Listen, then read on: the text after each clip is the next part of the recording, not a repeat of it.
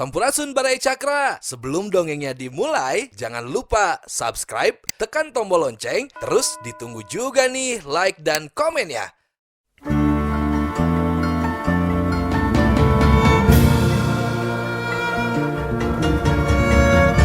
Baraya Cakra, parantos waktosna 80,5 FM Radio Cakra, midangkeun dongeng Sunda Dora-Dori.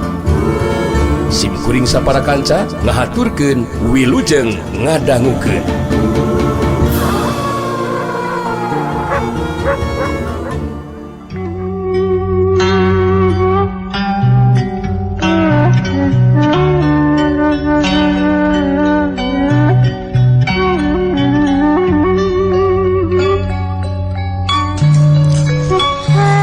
Komodei ieu mah elehna teh ku karna pisan incuna Aki Mursid anu memang musuh gerotna Ki Jatun.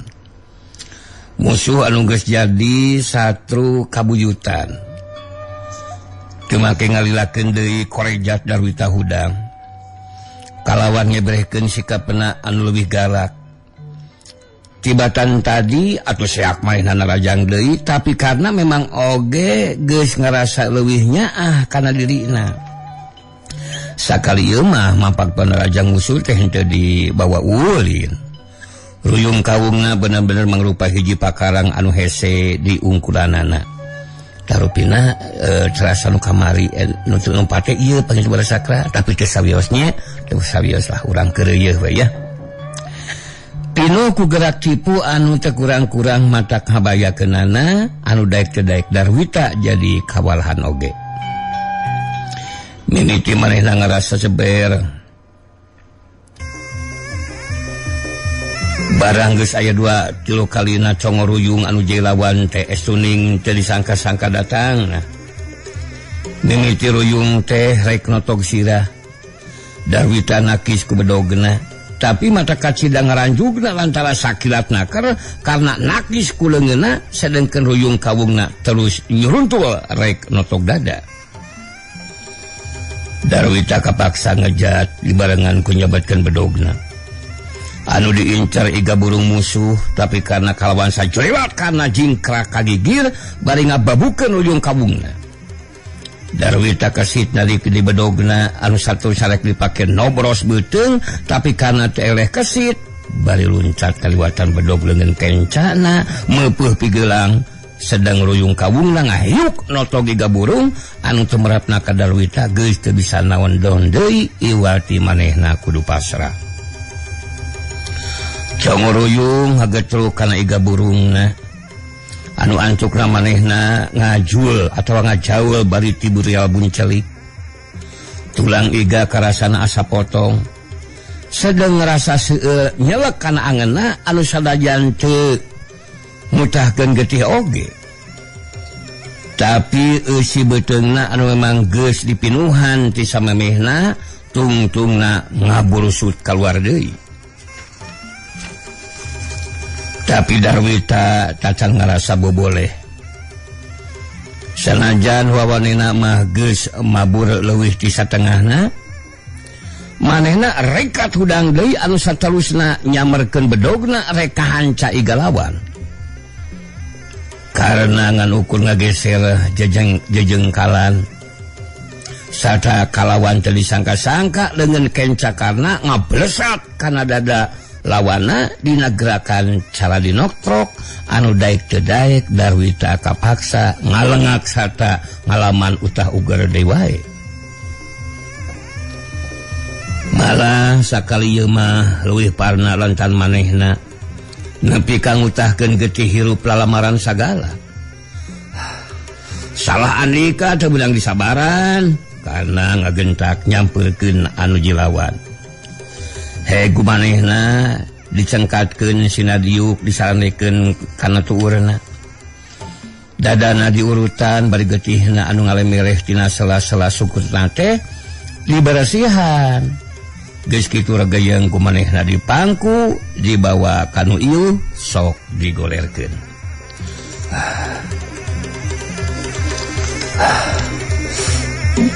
Moal naon-naon baraya lah. Engke oge andika sehat sabihara-bihari deui.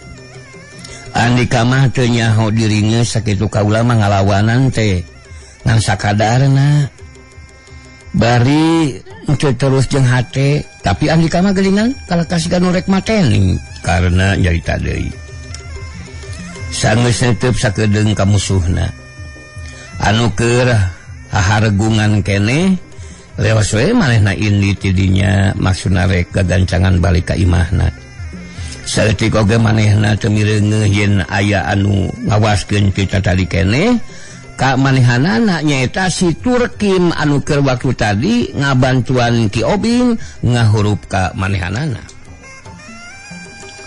sanggeus kana jauh satageus teu katenyo deui ergayang we Darwita teh ku si Turkim dipanggul anu maksudna marek dibawa balik ka imahna atuh karna teh tadi oge teu luak liek di ka tukang manehna sama sakali teu nyahon yen Darwita teh saterusna mah dipanggul ku si Turkim dibawa ingkah tidinya.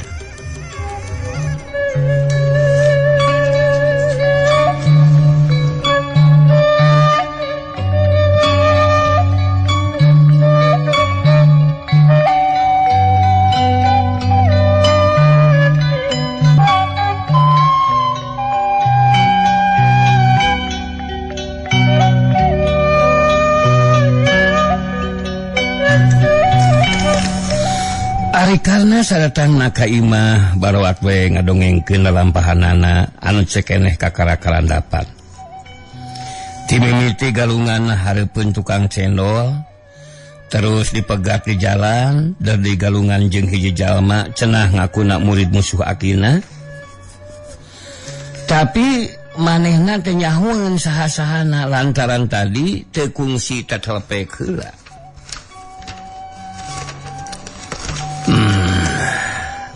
Salah deui murid Ki Jatun.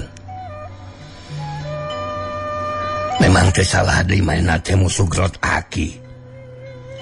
Sanajan Aki teh geus aya 2-3 kalina ka manehna ngajak badami.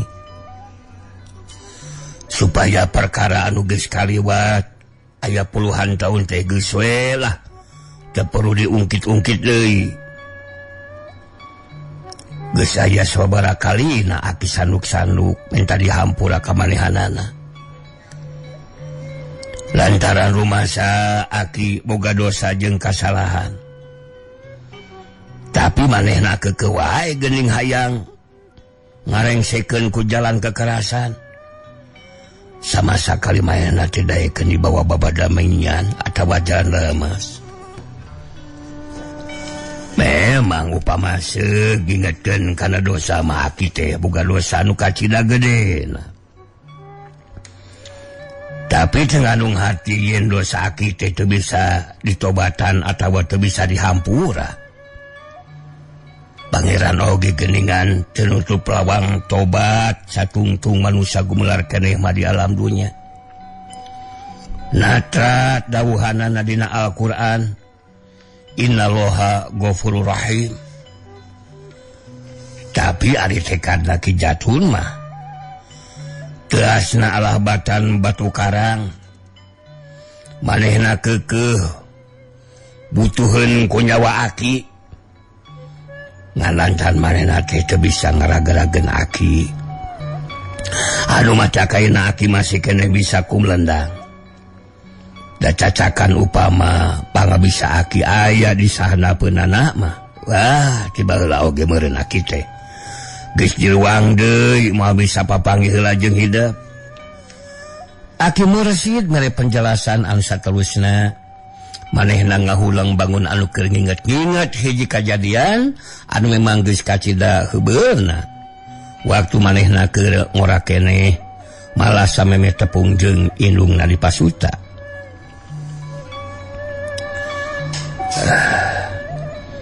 Lalakon nuju anu panginten Ki dugi kayeuna masih keneh kateterasan rupi nama perkawis anu teu kinten abawatna pinten Ki karena bari neuteup ka Akina jelas mehna teh hayang nyaho kumaha pasoalan anu sabenerna ngan airek togmol nanyakeun kewalian gitu karena teh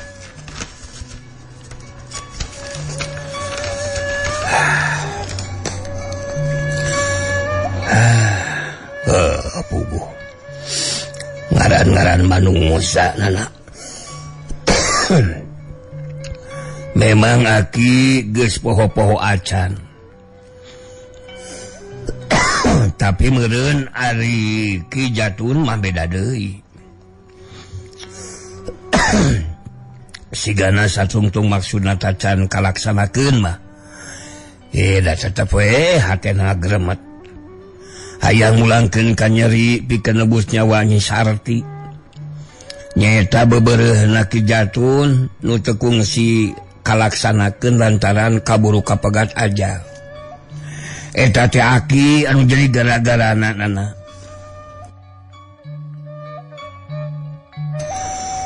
rag Aki Mursid eureun nyaritana ngabasehan di Corona anu geus mimiti seuseut sedengkeun karna teu wani barang tanya naon-naon ngan ukurah temong riuk beungeutna bangun anu geus teu sabar hayang buru-buru nyaho kumaha cucungna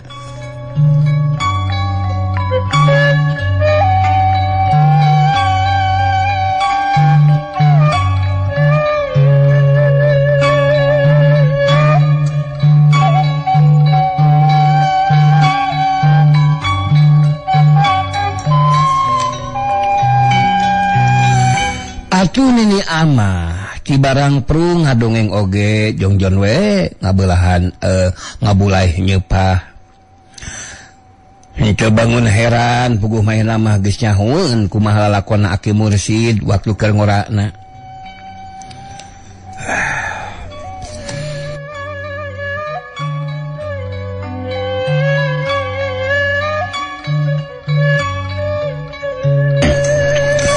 kawasna wae memang geus ditulis nanti Gusti Maha Suci yen Aki kudu ngalakonan hiji kasalahan anu teu budu matak nimbulkeun kadung saumur-umurna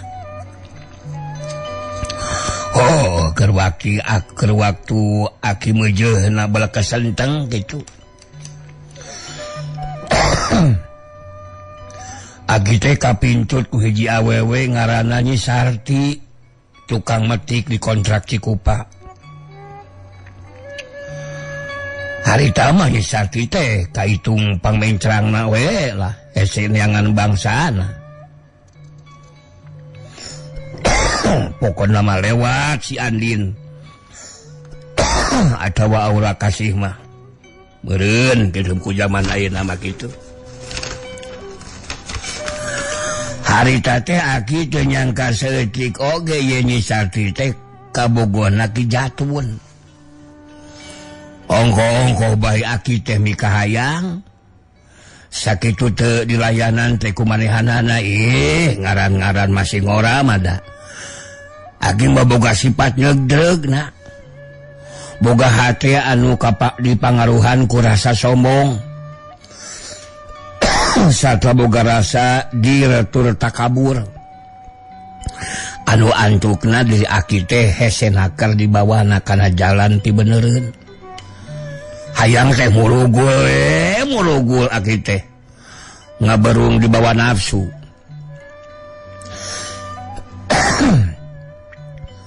alah sakitu teh serikna Nyi Sarti teh nampik sapa jodogan gitu keukeuh we ku Aki digoda ku Aki dirayu dihiledan da eta keukeuh hate teh masket bogoh teh katotoloyoh teu bisa dibang balerkeun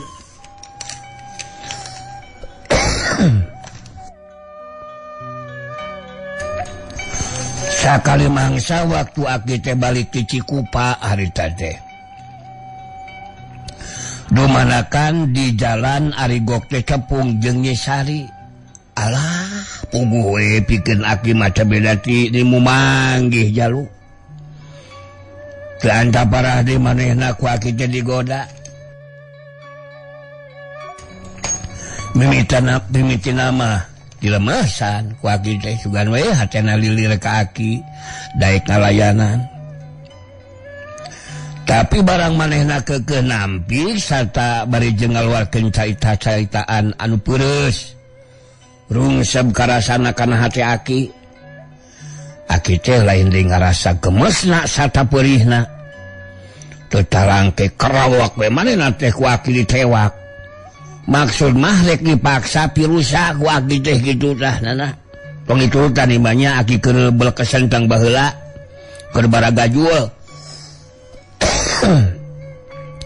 bongan geus wani-wani ngahina nganyerikeun tapi mainna leuwih kasit kablecet balik deui rupana wae mainna teh bakating ku kasieunnan da harita teh ku aki manehna teh terus dibeberi we gitu.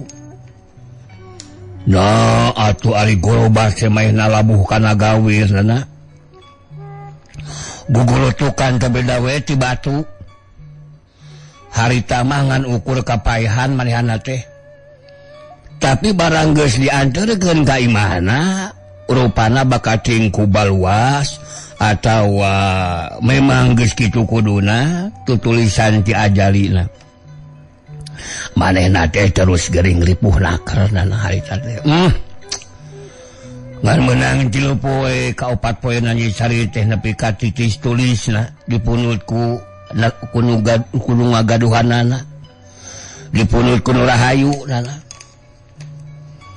aya teh rupana kijatuh nyaho yen pangna nyi sari labuh kana gawe teh lancan diudag-udag ku aki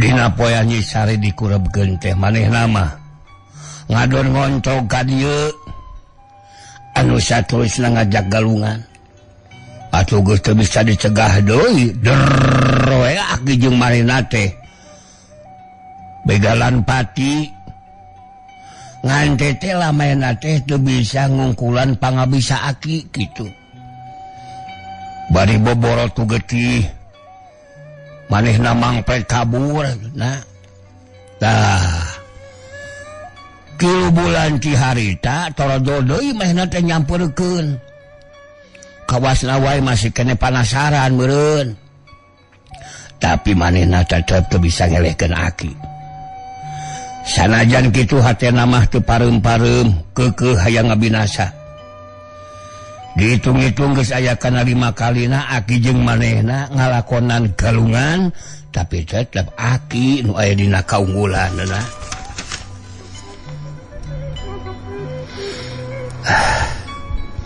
geus kitu mah aki make boga rasa karunya oge ka manehna nya dina hiji poe mah ku aki maehna teh diajak badami pokona mah aki teh deuk minta dihampura tina sagala kasalahan rumasa aki teh geus nyieun dosa ka babada kaula tapi rupana teh kana kijatun teh geus teu bisa dirobah deui tetep maehna teh hayang ngabinasa pikeun nebus nyawa Nyi Sari anu geus sah ti dunya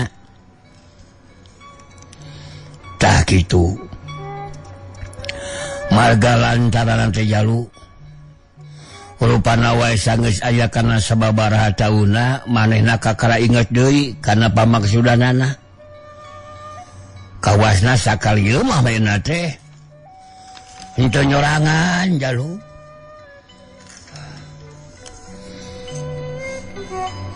tah kitu ari marga lantaran teh rupana wae sanggeus aya kana sabaraha taun mamehna kakara inget deui jalu heuh aki teu masa boga dosa ka pangeran anu pikeun aki maka cida bingungna kumaha nobatanana jada sakaduhung ieu anu matak tiba heula aki teu weleh minta dihampura ka kijatun teh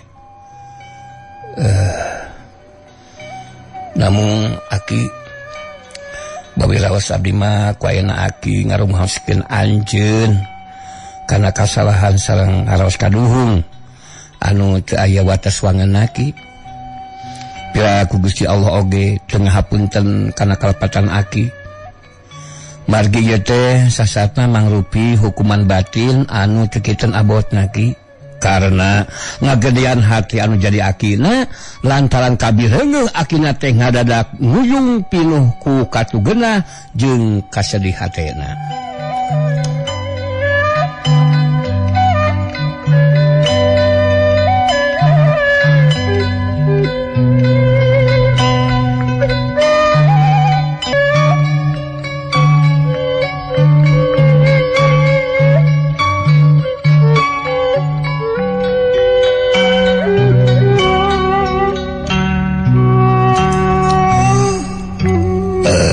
Bener, memang bener Nana. Salilana kita ngarandapan tekenan batin anu karasana ku aki teh beda ti hiji hukuman anu kacida berat Nana. Tapi rupana hukuman ieu teh cacantang tu iraha beakna.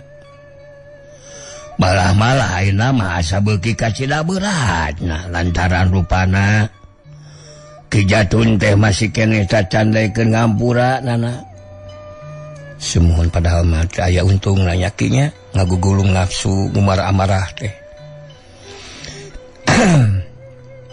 Ku aki oge geuning karaos sakitu abotna. Tak kitu dumeh pamadegan Ki Jatun mah panginten hutang nyawa teh kedah dibayar di ku nyawa panginten nyaki. Oh. Memang geus jadi sifat manusia Nana. Manusia anu teu bisa ngadalian hawa nafsu mah nyamuah ceuk kitu pamadeganana Nana. Akhirna badan anu katempuhan lantaran kasasar lampah. Anu matak dina sagala hal teh kudu kacida ati-atina. Ulah singaleun tina ijiran jeung itungan Nana. Nana komo hidup masih kene ngora. Yang ora umur, yang ora pangalaman, omat. Salilana kudu ati-ati pisan sajeroning rumingkang di alam pawenangan teh. Ngajalankeun dharma bakti salaku kawajiban jalma hirup Nana. Dharma bakti anu kumaha teh kitu ki karena memang cacang ngarti bener-bener. Dharma bakti jalu salaku jalma hirup tu bisa lepas tina kawajibanana. Hirup gumelar ka alam dunya teh lantaran aya nu ngajadikeun nyaeta Gusti Allah zat anu maha kawasa. Urang salaku makhlukna sawajibna kudu babakti ka mantenna. Ngajalankeun parentahna sarta ngajauhan sarta nyegah kana saniskara laranganana Nana. Pokona mah urang teh kudu taat kana agama. Anu jadi ageman sarta pedoman salilana urang ngumbara di alam dunya ieu. Dawuhan Pangeran dina Al-Qur'an kudu aya di antara maraneh teh jadi jalma anu tukang ngajak-ngajak sarta marentahkeun kana kahadean. Jeung kudu nyegah maraneh tina sagala kagorengan. Jalma-jalma anu kitu teh jalma-jalma nu teu kira-kira bagyana. Salian eta aya deui anu natrat ka unggal. La khaira fi kasirin min najwahum illa man amaro bisadaqatin au ma'rufin au islahim bainan nas. Wa may yaf'al zali kabsigo mardotilahi fasaufa nu'itihi azran azima. Eta kurang leuwih itunya hampura bisa bina aki salah ya. Anu pirhartieunana teh kahalusan dina hiji obrolan atawa riungan kajaba dina eta obrolan teh aya jalma nu ngajak sodaqoh. Ngajak kana kahadean jeung anu ngakulkeun anu keur pacengkadan atawa papaseaan di antara papada manusia.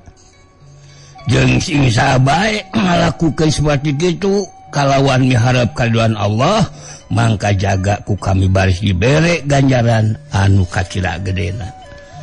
Tah kitu janji Allah jalur. Sakitu heula we da.